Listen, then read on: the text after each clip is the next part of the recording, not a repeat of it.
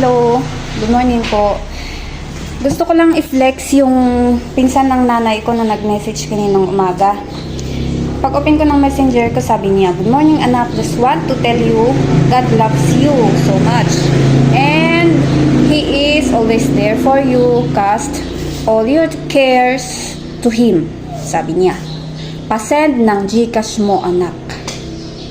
And agyaman ak unay auntie, itiday ta nga text mo, itiday ta nga message mo kanyak ta, you left me again this morning."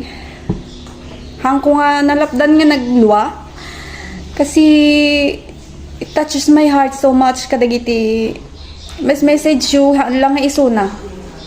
And nag-send siya para sa tatay ko. Agyaman ak unay, na-stress jay kiday ko. Thank you, thank you.